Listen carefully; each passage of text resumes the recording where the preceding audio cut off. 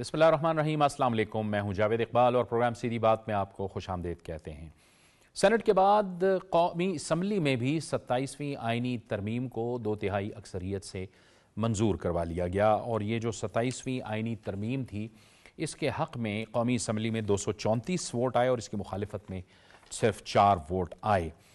कौमी असम्बली ने 27वीं आइनी तरमीम की तमाम 59 शिकों को 2/3 अक्सरियत से मंजूर किया। इसके साथ साथ जो इजाफ़ी तरामीम उन्हें दोबारा मंजूरी के लिए सेनेट भिजवा दिया गया है। इस मौके पर वज़ीर आज़म शहबाज शरीफ ने कौमी असम्बली से ख़िताब किया और इस ख़िताब में उन्होंने 27वीं आइनी तरमीम को पास होने पर तमाम कौमी असम्बली को और कौम को मुबारकबाद दी और उनका ये कहना था कि उनकी हमेशा से कोशिश रही है कि वफाक और सूबों के दरमियान जो एक ताल्लुक़ है वो मज़बूत रहे। इसके साथ साथ उन्होंने ये भी कहा कि सूबे जितने मजबूत होंगे ज़ाहिर है उतना ही विफाक मजबूत होगा। 27वीं आइनी तरमीम पास होने पर और इसकी मंजूरी पर वज़ीर आज़म शहबाज शरीफ ने सदर आसिफ अली ज़रदारी और पाकिस्तान पीपल्स पार्टी के चेयरमैन बिलावल भुट्टो ज़रदारी का भी खुसूसी शुक्रिया अदा किया। उन्होंने कहा कि इस तरमीम के पास होने पर मैं सदर और बिलावल भुट्टो ज़रदारी का शुक्रिया अदा करता हूँ। उनका ये कहना था कि उनकी ये ख्वाहिश रही है कि वो अपोजिशन के साथ मिल के चलें और अपोजिशन भी मुल्क को सब मिल के जो स्टेक होल्डर्स हैं उनके साथ मिल के इस मुल्क को आगे बढ़ाएं, क्योंकि सिर्फ दशनाम तराजी से, इल्ज़ाम तराशी से और गालम गलोच से आगे बढ़कर जाहिर है हमें उससे आगे बढ़ना होगा और मुल्क के लिए काम करना होगा। इसके साथ साथ वज़ीर आज़म शहबाज शरीफ ने अपने ख़िताब में अफ़गानिस्तान के हवाले से भी बात की। उन्होंने ये कहना था उनका ये कहना था कि वो दोबारा से अफ़गानिस्तान तालिबान रजीम को मुज़ाकरात की दावत देते हैं। उनकी ख्वाहिश है कि वो पड़ोसी मुल्कों के साथ अच्छे ताल्लुकात कायम करें, अफ़गानिस्तान के साथ खुसूसन उन्होंने ज़िक्र किया। लेकिन वो कहते हैं कि मुसलसल अफ़गानिस्तान की सरज़मीन पाकिस्तान के ख़िलाफ़ इस्तेमाल होती रही है। इस्लामाबाद में जो दहशतगर्दी का वाक़या हुआ, कैडेट कॉलेज वाना पर जो हमला हुआ, उसका उन्होंने खुसूसी तौर पर ज़िक्र किया। उन्होंने इन वाक़यात की मज़म्मत भी की और इसके साथ साथ उन्होंने इस बात की वजाहत की कि कैडेट कॉलेज वाना में भी जो हमला हुआ है उसमें अफ़गान शहरी मुलव्विस हैं। लिहाजा अफ़गानिस्तान को वो बार बार ये कह रहे हैं कि अफ़गानिस्तान अपनी ज़िम्मेदारी निभाए और अपनी सरज़मीन किसी के ख़िलाफ़ इस्तेमाल ना होने दे, लेकिन मुसलसल अफ़गानिस्तान की सरज़मीन इस्तेमाल हो रही है। जो 27वीं आइनी तरमीम अब मंजूर हुई है, अब इसके बाद क्या सियासी दर्जा हरारत बढ़ेगा, क्योंकि हमने देखा कि अपोजिशन मुस्तकिल तौर पर एहतजाज करती रही। सेनेट में भी यही रवैया था अपोजिशन का और इसके साथ साथ कौमी असम्बली की अगर हम बात करें तो कौमी असम्बली में भी वो एहतजाज करती रही। तो एक तो ये सवाल हम ज़रूर आज अपने प्रोग्राम में उठाएंगे कि क्या इसके बाद सियासी दर्जा हरारत में इजाफ़ा होगा या सियासी इस्तेहकाम की जानिब हम बढ़ेंगे।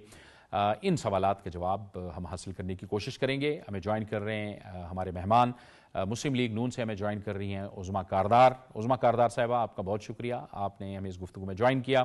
वीडियो लिंक पर हमें ज्वाइन कर रहे हैं तज्ज़ियाकार और सीनियर सहाफ़ी अज़हर जावेद। अज़हर जावेद, आपका भी बहुत बहुत शुक्रिया।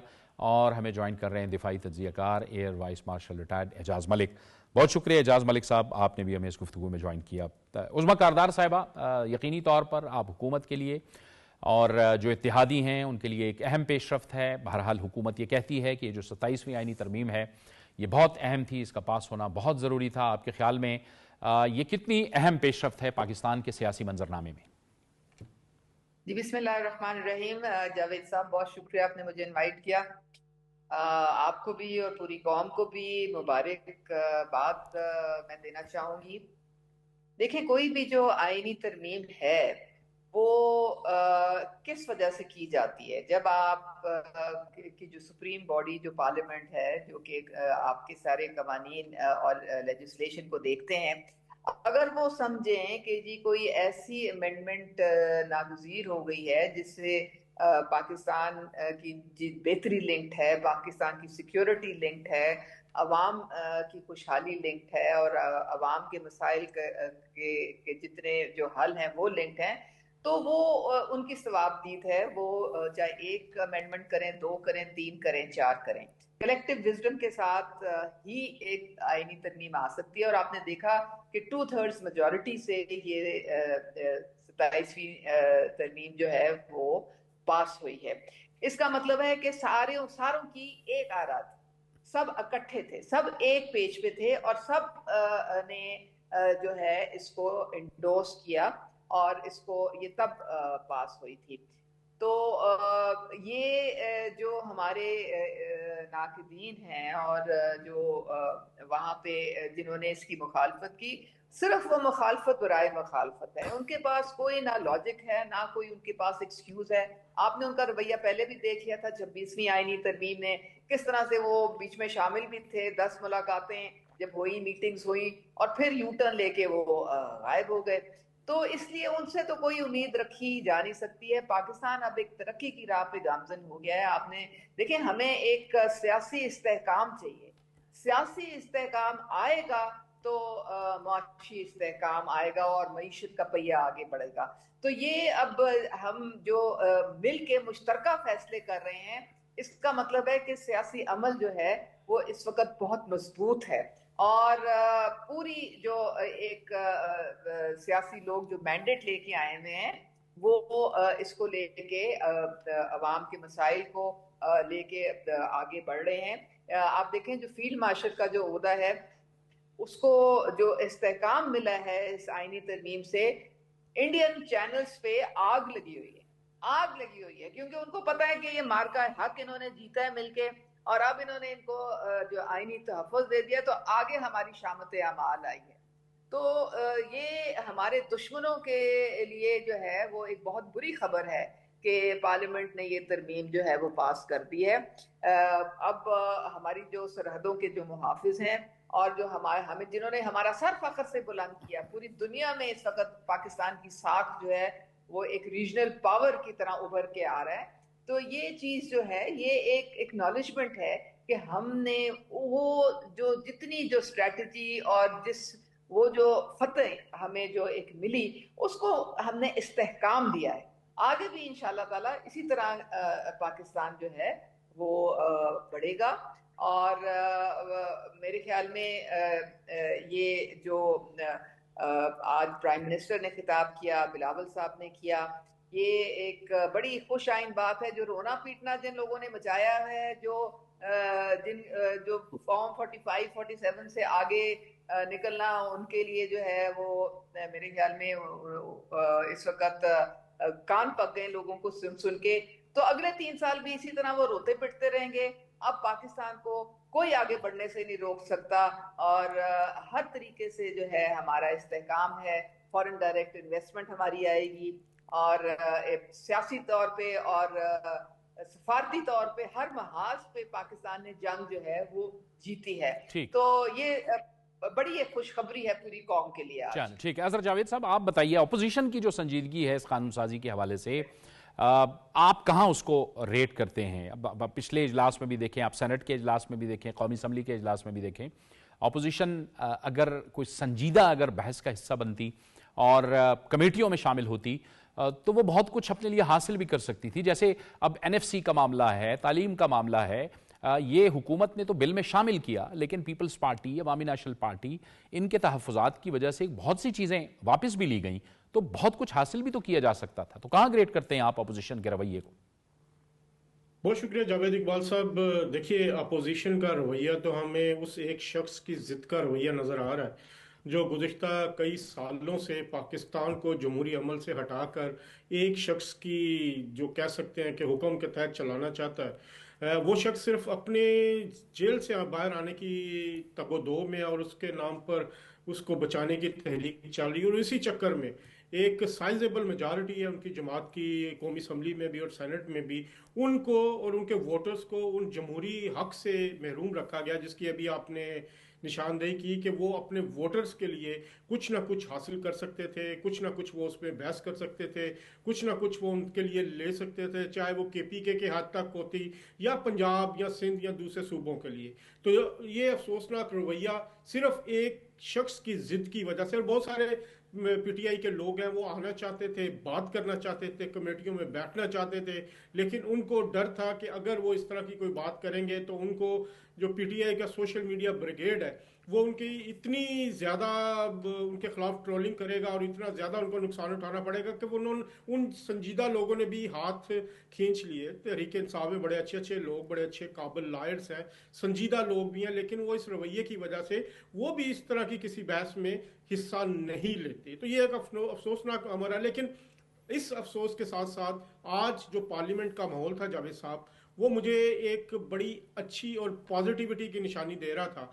इस माहौल में अगर आप देखें कि इस माहौल में जो पीपल्स पार्टी और मुस्लिम लीग नून जो आपस में कई दहाइयों तक मुतहारब रहे, एक दूसरे के खिलाफ इलेक्शन लड़ते रहे, लेकिन आज एक शख्स की आमद ने उस पूरे माहौल का जो एक ऑरा था, जो एक एनर्जी थी, वो बदल दी। जब मियां मोहम्मद नवाज शरीफ इस हॉल में दाखिल हुए हैं, पार्लियामेंट में आए हैं, तो मेरा ख्याल है इस सिस्टम को एक तौसीक मिल गई, एक सिस्टम पर मोहर लग गई, एक सिस्टम को जो उसके खिलाफ एक शुबहात जाहिर किए जा रहे थे कि शायद मियां नवाज शरीफ साहब इस सिस्टम के हक में नहीं है, शायद मियां नवाज शरीफ साहब इख्तलाफ रखते हैं, शायद मियां साहब के कोई इसके तहफ़्फ़ुज़ात हैं। आज वो सारी थ्योरीज, वो सारी फेक न्यूज़, वो सारा प्रोपेगेंडा, वो सारी यूट्यूबर्स की कहानियां आज मलिया मेट हो गई। आज जिस तरह मियां मोहम्मद नवाज शरीफ वहां पर आए, हॉल में पहुंचे, और जिस तरह वो मिले हैं बिलावल भुट्टो जरदारी से, वो मुझे, और वो उसके बाद उन्होंने स्पेशली, वो मंजर मुझे अभी भी नहीं भूल रहा, जब उन्होंने स्पेशली मोहतरमा बेनज़ीर भुट्टो शहीद की साहबजादी मोहतरमा आसवा भुट्टो जरदारी को बुला के उन्होंने उनके सर पर शफकत से हाथ रखा।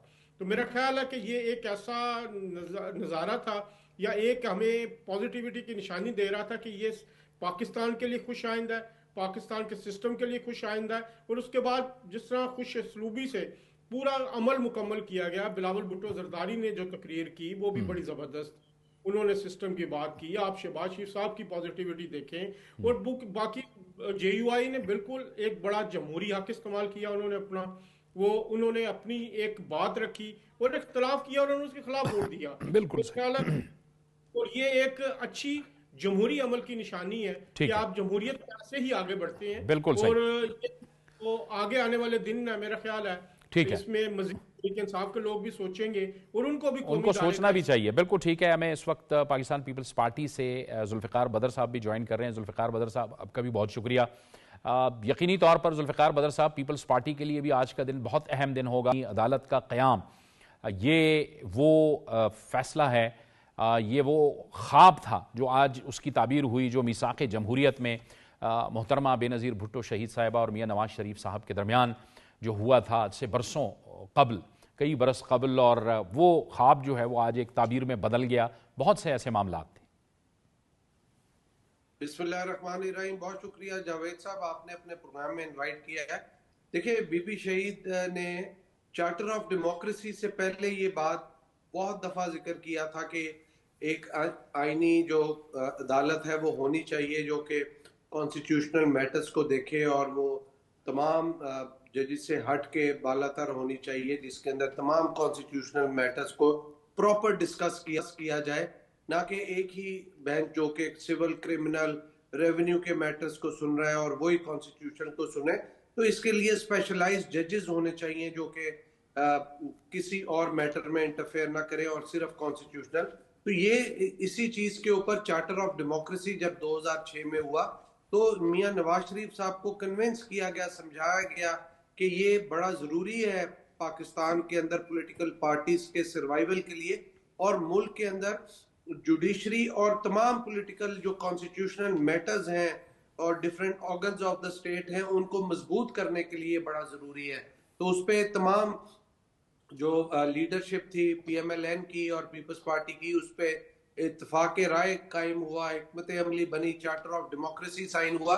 फिर इस पे 18वीं तरमीम जब हुई तो ये अदालत बन चुकी थी, लेकिन आप देखेंगे 18वीं तरमीम के बाद फौरन बाद वहां पे इफ्तिखार चौधरी साहब ने उस टाइम पे ब्लैकमेल किया उस वक्त की गवर्नमेंट को, कहा कि अगर आपने ये रिवर्स ना किया तो हम पूरी की पूरी 18वीं तरमीम को नल एंड वॉइड कर देंगे और इसको स्लैश डाउन कर देंगे, तो स्ट्राइक डाउन कर देंगे। तो आप देखेंगे इस सारी चीज के ऊपर 19वीं तरमीम हुई और ये सारा मामला रिवर्स हो गया। उसके बाद फिर जब 26वीं आईनी तरमीम हुई तो उसके अंदर कॉन्स्टिट्यूशनल कोर्ट के ऊपर एग्री नहीं कर रहे थे, कॉन्स्टिट्यूशनल बेंच बनाया गया, लेकिन जो कॉन्स्टिट्यूशनल कोर्ट का काम था वो कॉन्स्टिट्यूशनल बेंच उस तरीके से नहीं कर पा रहा था। तो लिहाजा अब मैं समझता हूं कि आज ही बहुत एक तारीखी दिन है कि जिसके ऊपर जो पीपल्स पार्टी की लीडरशिप, खासतौर पे शहीद मोहतरमा बेनजीर भुट्टो साहिबा ने जुडिशरी को स्ट्रेंथन करने के लिए एक चीज देखी थी कि तमाम political parties, organs of the state और सिविल सोसाइटी के मामलात को सीखने, समझने के लिए और मसाइल के हल के लिए एक अलहदा से कॉन्स्टिट्यूशनल कोर्ट होनी चाहिए। आज वो बन गई है और मैं समझता हूं कि आज बहुत ही तारीखी दिन है। बिल्कुल ठीक है। AVM एजाज मलिक साहब आपकी तरफ आएंगे। आज वज़ीर आज़म ने एक इस कॉन्टेक्स्ट में, अब बावजूद इसके मैं समझता हूं कि पाकिस्तान ने एक बहुत बड़ेपन का मुजाहरा किया है, बड़े दिल का मुजाहरा किया है। इस्लामाबाद में दहशतगर्दी का वाक़या हुआ, कैडेट कॉलेज वाना पर हमला हुआ जिसमें अफगान शहरी हैं। आज वज़ीर आज़म ने भी ये कह दिया, लेकिन इसके बावजूद वज़ीर आज़म ये कह रहे हैं कि अफ़गान तालिबान रजीम जो हैं, हम उनके साथ मुज़ाकरात के लिए तैयार हैं, वो मुज़ाकरात करें। हम चाहते हैं कि अफ़गानिस्तान के साथ हमारे जो ताल्लुकात हैं वो बेहतर रहें। आपको लगता है कि अब इसका कोई मस्बत जवाब आएगा या उनका रवैया वही का वही रहेगा? बहुत शुक्रिया जावेद साहब। बिस्मिल्लाहिर्रहमानिर्रहीम। देखें, आज पार्लियामेंट के फ्लोर पे वज़ीर आज़म साहब ने एक बार फिर, मैं समझता हूँ कि अफ़गान रजीम को ये मैसेज दिया है कि पाकिस्तान हर मुमकिन कोशिश में है कि अफ़गानिस्तान जो है वो पाकिस्तान के सामने एक दुश्मन की हैसियत से जो है वो खड़ा ना हो और एक पुरअमन तरीके से वो अच्छे हमसायों की तरह रहें। क्योंकि वज़ीर आज़म साहब की जो उनकी बात का जो एसेंस है वो ये है कि हमें अफ़गानिस्तान के लोगों से कोई मसला नहीं है। अफ़गानिस्तान के लोगों के साथ हमारे पाकिस्तानी लोगों का सलूक इस अमर की जो है गमाजी करता है कि हम जो उनके साथ एक मज़हब, एक इलाकाई रवायात, एक ज़ुबान और एक पूरा कल्चर, ख़ास तौर पे हमारे जो पश्तून भाई जो बॉर्डर के इस तरफ हैं, वो हमेशा से अफ़गानियों को हम लोग सपोर्ट करते रहे और हमने उनकी मेहमान नवाजी में अपनी पश्तून रवायात के मुताबिक हमने कोई कसर नहीं छोड़ी। बदकिस्मती से इस वक्त वहाँ जो रजीम है वो एक तो मुकम्मल तौर पे रिप्रेजेंटेटिव नहीं है पूरे अफ़गानिस्तान का, और दूसरे वो जो वादे वईद करके दोहा में जब इनिशियल बात हुई और यहाँ से इंटरनेशनल फोर्सेस का इनखला हुआ तो उसमें उन्होंने बहुत सारी गारंटीज और बहुत सारी जो है एश्योरेंसेस दी, लेकिन वो उस पर फिर अमल पैरा नहीं हुए। और फिर जो है सबसे जो है बुरी जो इस मामले में या एग्रीवेटेड सिचुएशन उस वक्त हुई कि जब उन्होंने वाज़े तौर पे अपना झुकाव जो है वो न्यू दिल्ली की तरफ कर दिया, अगरचे वो उससे पहले भी जो दरपर्दा उनके बहुत सारे रवाबित और वहाँ पे जो प्रॉक्सीज वहाँ से ऑपरेट कर रही थी वो उनको सपोर्ट मिल रही थी, रॉ से फाइनेंशियल, लॉजिस्टिक्स और ट्रेनिंग, वो सब कुछ हो तो रहा था। लेकिन रीसेंट हफ्तों में ख़ास तौर पे जब उनके फॉरेन मिनिस्टर मुत्तकी साहब वहाँ दिल्ली में थे और उनको इस कदर पजीराई मिल रही थी, तो उसी असना में बॉर्डर वायलेशंस करना और हमारी चेक पोस्ट पे हमला करना एक इश्तियाल अंगेज अमल था। और ज़ाहिर है पाकिस्तान ने एक सॉवरन रियासत के तौर पे उसका जवाब देना ही था और हमने बड़ा पॉजिटिवली एक रिटेलिएटरी स्ट्राइक्स की। लेकिन उसके बाद उन्होंने सीज़ फायर की रिक्वेस्ट की, हमने उसको माना। उस सीज़ फायर के इनिशियल जो मुज़ाकरात दोहा में हुए उसमें उन्होंने कुछ चीज़ों पे अपनी रिजर्वेशन शो की, हमने बड़ेपन का मुजाहरा करते हुए हमने वो फ्लेक्सिबिलिटी भी दिखाई। तो ये अब जो है मैं समझता हूँ कि अमन के ऑप्शन जो है उसकी जिम्मेदारी अब अफगान रजीम के ऊपर है कि अगर पाकिस्तान के वजीर आज़म जो हैं वो आज भी, अभी देखिए कल ये वाकया हुआ है हमारे जिसमें 12 लोगों की जो है ना शहादत हुई है, 20 के करीब लोग ज़ख्मी हैं, कुछ उनमें से शदीद ज़ख्मी हैं। फिर दूसरे हमारे कैडेट कॉलेज के ऊपर, बिल्कुल ठीक, जो देखिए वो कैडेट कॉलेज क्या है, वो सिर्फ हमारे बच्चे नहीं है, वो हमारी रियासत के उस अज़म को सिंबलाइज करता है कि हम अपने दूर दराज इलाकों में भी उनको मेन स्ट्रीम करना चाहते हैं, उनके बच्चों को भी वो मौका देना चाहते हैं जो आपके या मेरे बच्चों को इस्लामाबाद में बैठे हुए जो वसाइल मुयस्सर हैं आला तालीम के, अपने कैरियर प्रोग्रेशन के, तो उन्होंने उसके ऊपर हमला कर दिया। वो अल्लाह का शुक्र है कि हमारी मुसल्लह अफवाज ने बड़ी ज़बरदस्त कार्रवाई करते हुए तमाम बच्चों को, असातिज़ा को, स्टाफ को वहाँ रेस्क्यू किया और उन जो ख्वारिज थे उनको जहन्नम हासिल किया। लेकिन इन दोनों वाक़यात में जो है ताने बाने फिर अफगानिस्तान से मिलते हैं। तो उसके बावजूद अगर हमारे वज़ीर आज़म ये ऑफर कर रहे हैं तो मेरा ख्याल है ये उनके लिए, अफगानिस्तान रजीम के लिए एक विंडो ऑफ अपॉर्चुनिटी है, मौका है, और इसका उनको मस्बत जवाब देना चाहिए। बिल्कुल दुरुस्त कह रहे हैं। मैं आता हूँ AVM साहब, आपकी तरफ दोबारा भी आता हूँ। उस्मा कारदार साहिबा, आज हमने देखा कि खैबर पख्तूनख्वा हुकूमत ने भी एक अमन जिरगा किया, वहाँ सियासी जमातें भी वहाँ गई। आपको लगता है कि इसके बाद ये खैबर पख्तूनख्वा की हुकूमत विफाक के साथ भी बैठेगी? क्योंकि जाहिर है इस वक्त जो दहशतगर्दी का चैलेंज है सूबे को दरपेश है, पूरे मुल्क को दरपेश है, उसमें कम अज कम इस मामले में तो उनकी हुकूमत को बैठना चाहिए विफाक के साथ, जो अभी तक हमने देखा है कि ऐसा नहीं हुआ। देखिए, ये बहुत अफसोसनाक बात है। आपका क्या ख्याल है कि अमीन गंडापुर साहब को क्यों इस तरह से निकाला, एक बिल्कुल बगैर किसी कोई सॉलिड रीजन हमें इसकी नजर नहीं आई। उसकी वजह ये थी कि बानी साहब जो थे उनसे नाखुश थे कि वो वफाक के साथ क्यों कोऑपरेट कर रहे हैं, क्यों ताबन कर रहे हैं। क्योंकि गंडापुर साहब जो थे वो, उनको समझ आ गई थी कि अगर मैंने अपने सूबे को आगे लेके बढ़ना है, कोई यहाँ पे लोगों के लिए बेहतरी करनी है, तो मुझे लाजिम है कि मैं वफाक के साथ जो है वो ताबन करके मिल के तो मैं ये सारा मामला जो है वो हल कर सकता हूँ। अब बानी साहब को ये बात उनकी पसंद नहीं आई, उन्होंने उठा के उनको बाहर फेंक दिया। तो ये जो नया रिक्रूट लेके वो आए हैं, अब वो फिर एक किस्म से एक वो बंदा लेके आ गए हैं जिसको कोई तजर्बा नहीं है कि सूबा कैसे चलाना है, लोगों के लिए क्या करना है, उनकी जिंदगी में किस तरह बेहतरी लानी है। वो तो सिर्फ एक बंदा है जो नारेबाजी में और हर वक्त जो है बानी साहब के रहमो करम पे वो और उनके इशारों पे वो नाचेगा। अभी ये जिरगा तो कर लिया है, लेकिन कोई उनका इस वक्त ताल्लुक नहीं है वफाक के साथ, किसी चीज में वो शामिल नहीं हो रहे हैं। हर चीज से उन्होंने अपने आप को जो है वो बॉयकॉट किया हुआ है या काटा हुआ है।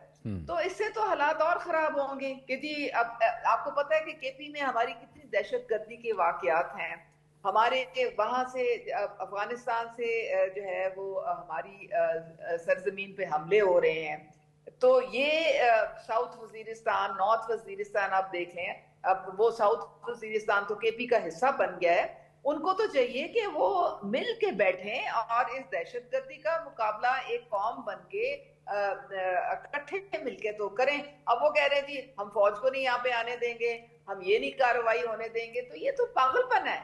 मुझे समझ नहीं आती है कि ये किस तरह से ये उस सूबे की ये खिदमत कर रहे हैं। वो तो ये तो सूबे से दुश्मनी है कि आप उनको एक्सपोज कर रहे हैं, आप उनको हर किस्म की जो प्रोटेक्शन या हिफाजत जो है जो हमारी तरफ से वफाक की तरफ से मिल सकती है, हमारी फोर्सेस की तरफ से मिल सकती है, उससे भी उनको महरूम करना चाह रहे हैं। बिल्कुल सही, बिल्कुल सही। और आज बिल्कुल आप दुरुस्त कह रही हैं, आज जुल्फ़िकार बदर साहब, बिलावल भुट्टो ज़रदारी साहब ने जब असम्बली में तकरीर की तो उन्होंने एक तो ये बात की कि किस तरह इन तरामीम में जब बहस होती है, जब गुफ्तगू होती है, जब आपस में बैठते हैं हुकूमत के साथ, तो सूबों की कोशिश होनी चाहिए कि अपने लिए ज़्यादा से ज़्यादा वो हासिल कर सकें। एक बात। दूसरा, उन्होंने कहा कि उन्होंने तहरीक इंसाफ को, यानी ऑपोजिशन को फिर दावत दी है कि आप आएँ, हम इकट्ठे चलने की कोशिश करते हैं। तो क्या आपको लगता है कि इस दावत को कबूल करेगी ऑपोजिशन? देखिए, बिलावल भुट्टो जरदारी साहब बहुत ज़्यादा ज़ीरक सियासतदान बन चुके हैं, तजर्बा हासिल कर लिया है, और वो हमेशा से उनके अंदर लचक थी कि आप देखें कि जब 2018 में इमरान खान वज़ीर आज़म आए, आसिफ अली ज़रदारी साहब और बिलावल साहब दोनों ने उस टाइम कहा कि आपने जो सलूक करना है वो करते रहें, लेकिन आप अपोजिशन के साथ बैठ के बातचीत के ज़रिए चार्टर ऑफ इकोनॉमी करें और मामलात को आगे लेके चलें, ताकि मुल्क की जो इकोनॉमी है, पॉलिटिकल स्टेबिलिटी है, वो मजबूत हो सके। तो उसके बाद इन्होंने, खान साहब ने उस टाइम पे नहीं इस चीज के ऊपर तवज्जो दी, तो आज भी बिलावल साहब ने बारहा दफा ये कहा अपोजिशन को, पीटीआई के जितने, आज उन्होंने कौमी असम्बली में जाके तमाम अपोजिशन के अरकान से हाथ भी मिलाए और तमाम लोगों से मुसाफा किया और उनसे हालचाल हाल अहवाल पूछा उनका। उसकी वजह यह है कि ये जेस्चर देना जरूरी है, कोई हमारी पीटीआई के या उन दोस्तों के साथ जाती लड़ाई नहीं है, ये तो एक नजरिए की लड़ाई है, एक चीज है। अगर उनको लगता है, अपोजिशन के दोस्तों को लगता है कि कोई चीज बेहतर हो सकती है या उनका कोई रोल प्ले कर सकते हैं, तो वो आए, बैठे टेबल पे बैठ के बातचीत के जरिए हमें कन्विंस कर लें या हमारी बात से कन्विंस हो जाए, ताकि हाउस को एक ऑर्डर में, एक डायरेक्शन में मुल्क को लेके चल सके, इस हाउस को आगे लेके चल सके, पॉलिटिकल निजाम को बेहतरी की तरफ लेके जा सके, इसके अंदर ट्रांसफॉर्मेशन कर सके, ना कि एक दूसरे की टांग खींचते रहें, क्योंकि इस मुल्क ने आगे चलना है। यहाँ पे इकोनॉमिक जो है रिफॉर्म्स होने हैं, इकोनॉमिक बेहतरी आनी है, पॉलिटिकल स्टेबिलिटी आनी है। अगर कोई इसका हिस्सा नहीं बनेगा, तारीख के अंदर लिखा जाएगा, तो हम तो अपना रोल पॉजिटिव करें, और यही काम बिलावल भुट्टो जरदारी साहब पहले दिन से कर रहे हैं, ताकि वो पॉलिटिकल जो एक स्टेबिलिटी है वो इस मुल्क के अंदर लाने के लिए ऑपोजिशन को साथ मिलाना चाहते हैं, साथ बुलाना चाहते हैं, उनके रोल को इफेक्टिव बनाना चाहते हैं, ताकि बातचीत के जरिए, ये दावत दी है उन्होंने कि बातचीत के जरिए आप आएं और बैठ के मामलात का हल निकालें।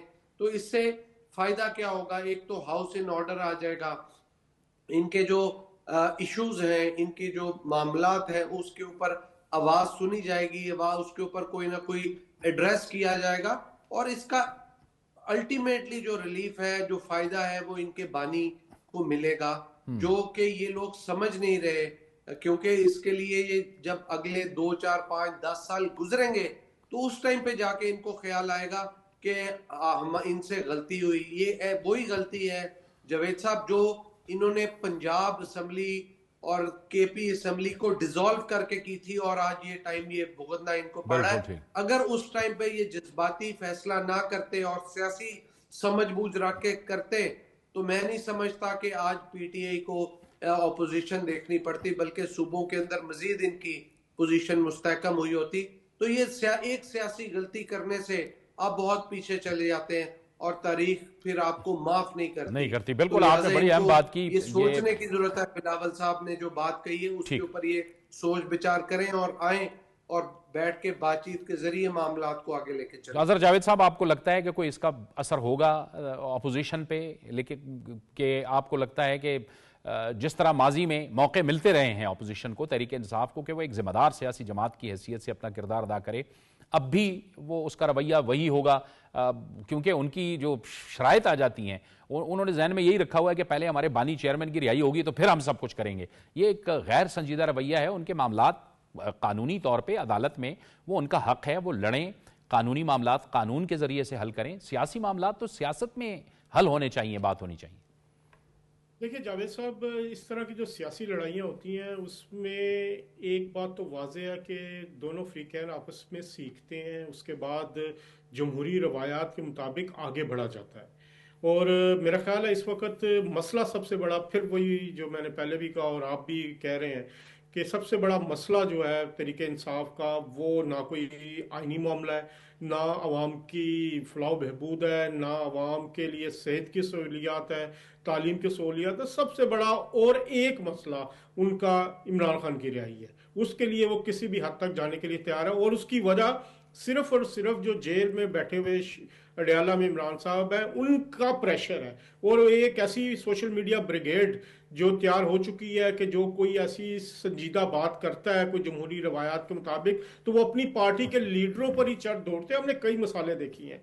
देखिए हुआ क्या, पीपल्स पार्टी और मुस्लिम लीग नून आपस में बहुत देर तक सियासी दुश्मन रहे, इनकी सियासी दुश्मनी बहुत लंबी रही, लेकिन मोहतरमा बेनज़ीर भुट्टो शहीद और नवाज शरीफ साहब बैठे, उन्होंने बात की। और यहाँ लंदन में ही जब बिसाके जमहूरियत, फिर उससे पहले उनकी मुलाकातें वो सारी हुई, वो मैंने भी कवर किया। और आप भी उन दिनों में, मुझे याद है कि आप हमारा पेपर लिया करते थे चैनल पे, आप भी उसमें बिलवास्ता शरीक थे, सारा आपने देखा, मैंने यहाँ ऑन ग्राउंड देखा। तो दोनों ने बड़ी संजीदगी के साथ अपने मामलात को ख़त्म किया। क्यों किया? पाकिस्तान के लिए किया। उनके मतमाय नज़र पाकिस्तान की फलाह बहबूद थी। तो उसके बाद उन्होंने जो चीज़ चार्टर ऑफ डेमोक्रेसी पे साइन किया, उसको मोहतरमा बेनज़ीर भुट्टो शहीद, अगर वो, मैं तो इस चीज़ को मानता हूँ क्योंकि मैंने उनको बड़ी रिपोर्टिंग की है, उनके साथ बड़ा मेरा इधर लंदन में टाइम भी गुजरा। अगर वो आज जिंदा होती, अल्लाह, अगर आज वो जिंदा होती तो पाकिस्तान बिल्कुल मुख्तलिफ हालत में होता, क्योंकि उनकी जो तदब्बर था, उनकी जो सियासी बसीरत थी, और नवाज शरीफ साहब और दोनों मिलकर जो केमिस्ट्री बन चुकी थी, तो बहुत सारे हालात बेहतर होने थे। लेकिन बिल्कुल आप दुरुस्त कह रहे हैं कि मुल्क के लिए वो बहुत कोई एक मुख्तसर, एक मुख्तलिफ जो है वो मंजरनामा होता। और अब भी जो मौजूदा क़यादत मौजूद है वो चाहती है कि मुल्क आगे बढ़े। बहुत बहुत शुक्रिया अजहर जावेद साहब, AVM रिटायर्ड, एजाज मलिक साहब, उज़मा कारदार साहबा और जुल्फ़िकार बदर साहब, आपने हमें इस गुफ्तगू में ज्वाइन किया। एक ब्रेक, और ब्रेक के बाद हम बात करेंगे ब्राज़ील में होने वाली कॉप के हवाले से, जो क्लाइमेट के हवाले से वहाँ पे कॉन्फ्रेंस जारी है, उससे मरियम नवाज शरीफ ने खिताब किया।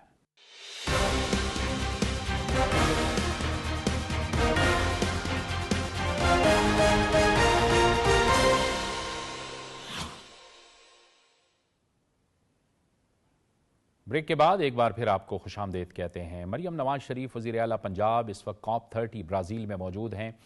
उन्होंने वहाँ पे होने वाली इस क्लाइमेट कॉन्फ्रेंस से कलीदी खिताब किया है, और उसमें जो पंजाब में जो इक़दामात अब तक उन्होंने किए हैं, उस पंजाब को माहौल दोस्त बनाने के लिए, पंजाब के मुख्तलिफ शोबों को माहौल दोस्त बनाने के हवाले से, उसका उन्होंने तफसील से जिक्र किया है। क्लाइमेट रेजिलियंस, सुथरा पंजाब, इलेक्ट्रिक गाड़ियों, जंगलात और जंगली हयात के तहफ़्फ़ुज़ के लिए जो इक़दामात पंजाब हुकूमत ने शुरू किए हैं, उस हवाले से उन्होंने अपने खिताब में खुसूसी जिक्र किया। मरियम नवाज शरीफ ने जो वेस्ट टू वैल्यू और वेस्ट टू एनर्जी और विजन टू ग्लोबल एक्शन, सुथरा और ग्रीन पंजाब के हवाले से भी जो इक़दामात पंजाब में किए हैं, वो उस हवाले से भी उन्होंने इस कॉन्फ्रेंस को आगाह किया। इसके साथ साथ पंजाब के जो 42 शहर हैं उनमें इलेक्ट्रिक बसें चलाने के हवाले से, और फिर ज़ाहिर है इलेक्ट्रिक बसें जब चलेंगी वो माहौल दोस्त होंगी, उस हवाले से भी इक़दामात से आगाह किया।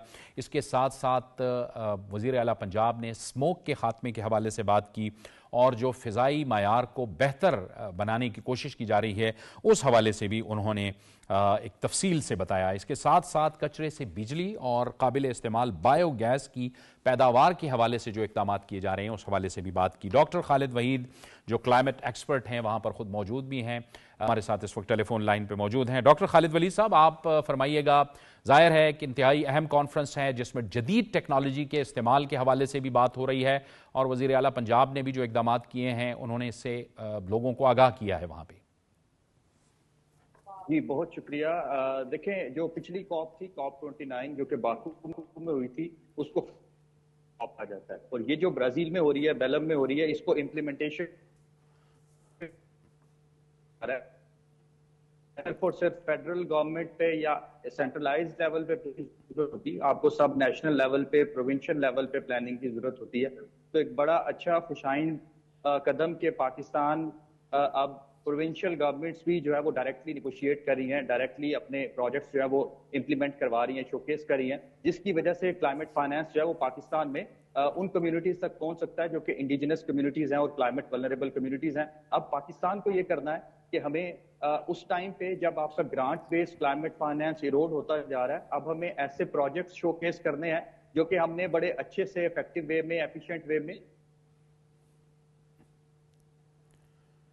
फाइनेंस अट्रैक्ट करना है, खास तौर पे इलेक्ट्रिक व्हीकल्स में, रिन्यूएबल एनर्जी में। पाकिस्तान में अभी हमने विटनेस किया है कि पाकिस्तान का जो सोलर बूम है उसने हाउस होल्ड को न सिर्फ महंगी बिजली से निजात दिलाई है बल्कि एमिशंस को भी कम किया है। तो इस तरह के इनिशिएटिव्स दुनिया के बड़े प्लेटफॉर्म्स पे, खासतौर पे कॉप पे अगर आप अच्छे से हाईलाइट करते हैं तो आपको जो है क्लाइमेट फाइनेंस मिलता है। तीसरी चीज जो बड़ी इंपॉर्टेंट है वो प्राइवेट सेक्टर का रोल है। अगर provincial governments directly business to business جو لنکیجز ہیں وہ اسٹیبلش کرتی ہیں، تو میرے خیال سے وہ پاکستان میں انویسٹمنٹ بھی لا رہی ہوں گی، پاکستان میں کلائمیٹ فائنانس بھی آ رہی ہوگی، اور پاکستان کی یہ جو ولنریبلٹیز ہیں کلائمیٹ کی ان کو ایڈریس کرنے کے لیے گرین گروتھ کی طرف بھی جایا جا سکے گا۔ ڈاکٹر صاحب، اس میں ہمیشہ سے جو کلائمیٹ سے متعلق ادارے ہیں ان کا یہ پاکستان سے شکوہ رہا ہے کہ ہم وقت پہ پروجیکٹس نہیں بنا پاتے۔ یہ ایک اچھا کیسز تھے، یہ ہم نے شوکیس کیا ہے وزیر اعلیٰ پنجاب نے کہ ہم نے کیا کچھ کیا ہے اور ہمارے کیا کیا ارادے ہیں،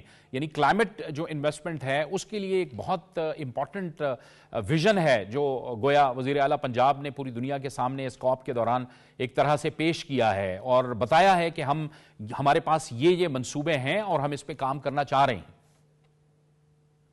جی بالکل، دیکھیں پاکستان پیویلین میں ایک جو بڑی اچھی خوشائن